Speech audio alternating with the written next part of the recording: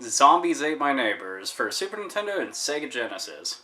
Now, back on the 16-bit era of gaming, we didn't have survival horror, we didn't have a bunch of blood and gore constantly, you know, with the exception of things like Mortal Kombat. But, you know, those are like the grandfathers of mature content. This game, on the other hand, pretty much took anything that you saw in horror movies that was supposed to be scary or just all around really fucking bloody and gut-wrenching. They decided that they were going to do the opposite and make it funny and kind of corny in a way. But it was fun. That was one of the best things about this game. You're running around as two teenage kids and you're just trying to stop all these monsters. There's really no explanation as to why. You're just drop dead center of a neighborhood and you just start exterminating the entire fucking place with a squirt gun and pop cans and a bazooka whenever you find it, which is just fucking insane because that's probably the most unsafe neighborhood you could ever walk into. I mean, you have dudes running around with chainsaws, then you have zombies, and hidden away behind somebody's bushes is a fucking bazooka. That's an awesome neighborhood. That's where the fuck I need to live. Zombies everywhere and a bunch of fucking monsters to kill? That's great. But then there was the negligent parents who allow their toddler to just... They're just wandering around, and it's your job to run over and pick them up, which they usually just disappear, and there's a bunch of floating numbers in place of them. That's kind of a drug trip right there, if I put it into that perspective. Yeah, huh. Whatever. Anyway. Now, the two main characters of Zombies Ate My Neighbors are Zeke and Julie. There's really no concept to the game other than these two kids. You pick one of them and you just start blasting the living fuck out of everything. That was actually one of the things that I never thought about until just recently. They never really gave you a plot. They were like, pick a kid. Okay, kill everything. That was it.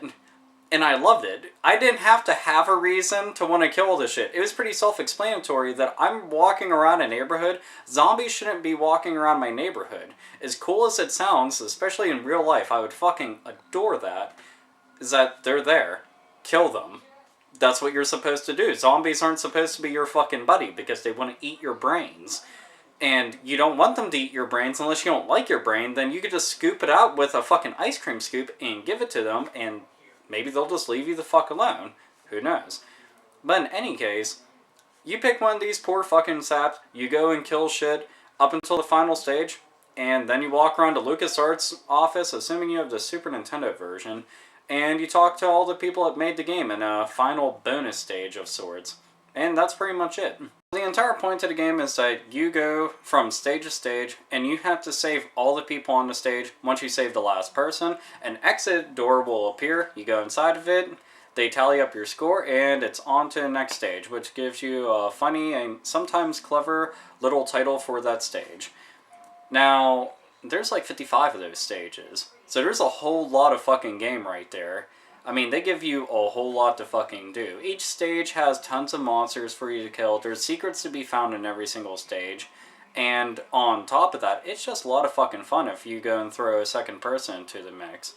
So, they really do, like, challenge you when you think about it.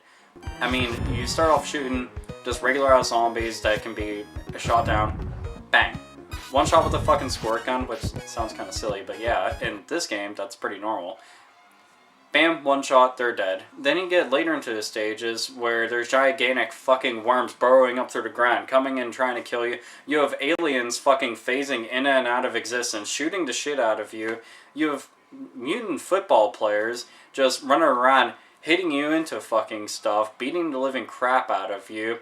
You have werewolves, you have mummies, you have all types of shit just coming after you. It's fucking relentless, but it's fun. Really fucking fun.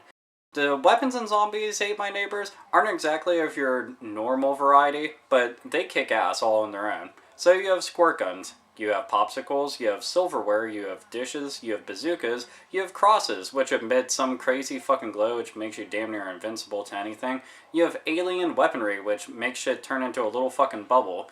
Similar to Killer Clowns from Outer Space. If you remember that movie, if you haven't watched it, go watch it. But anyways. So you have all that and a whole bunch of other random shit. Then you have extra items like the potion which turns you blue, which are kind of like a ghost, and you can just run over water, all types of shit, Jesus style. Then there's the monster potion, which turns you into this big hulking furry purple monster, and you just punch the living shit out of everything, Mike Tyson style. Just bam, bam, bam, bam, bam, bam. Fuck you! They made an unofficial sequel to this game called Ghoul Patrol. Ghoul Patrol was... it was very, very mediocre. And if you actually compare it to Zombies Ate My Neighbors, it fucking sucks. Like, if Ghoul Patrol came first and then Zombies Ate My Neighbors came second, it would have been much better. But knowing that this came after it, the only thing that really got upgraded was the graphics. Graphics look slightly better. Slightly. Not a whole bunch. I still prefer the original graphics over that because they were a lot more bright and colorful and just all around better. I don't know. The music in Zombies Ate My Neighbors, better. It had way, way, way more stages. 55 versus, there was like less than 20 on Ghoul Patrol. That's a fucking ripoff by comparison, especially whenever you're plunking down the same exact fucking cash for it. Konami didn't actually publish this one either. It was JVC. JVC. Think about that. JVC, like, do you associate JVC with fucking games? Because I don't. I mean, they make fucking, like, gigantic, ridiculous fucking stereos. That's what I think about when I think of JVC. And they make shitty TVs. Yeah, that's JVC. But anyway. So, Ghoul Patrol, by comparison, sucks. But it's an okay game if you just completely alienate Zombies Ate My Neighbors from your brain and just don't even think about it. So, if you ever find it, you know, for cheap, pick it up. If you can just download a ROM of it, give it a shot, but just realize you aren't going to be as satisfied as you were with Zombies Ate My Neighbors. Considering how many people that I've run into personally that remember playing the game or have tried the game or knew a friend that played the game, or whatever the case may be, it's actually got quite a fan following. It's just nobody's ever picked up on it. I mean, Lucasarts, they want to cram fucking Star Wars down your throat until you choke and it just bursts out of your fucking stomach everywhere. That would look really cool. Yeah. Anyway. Besides Star Wars characters bursting out of your stomach, LucasArts could really benefit from making an updated version of this game or a full-blown sequel. I mean, I doubt they could get a hold of the same exact team members, assemble them, and, you know, make an exact sequel. But why not an updated version? You know, make one with, like, 20 extra stages and 5 more bonus stages. Add some more weapons, some more bosses. Make it 4-player, you know, throw in an online mode. All these things, all you have to do is take all the further advancements that consoles have gotten and benefited from, apply them to an older game, add in extra content, voila, success. Not only do you make a bunch of people who played the game and were fans of it very happy, but you bring a new generation of fans who, A, haven't heard of it, B, they may have heard of it but never got the chance to try it, and C, it's fucking Zombies Ate My Neighbors. Make the fucking game happen. Give us our fucking sequel, LucasArts. Give us our fucking sequel. We don't need a ton of fucking Star Wars games constantly, every fucking couple of months. Why don't you pick up one of your older properties and do something with it? I mean, Monkey Island is a really good start, so why not go with this? You got fans. I'm one of them.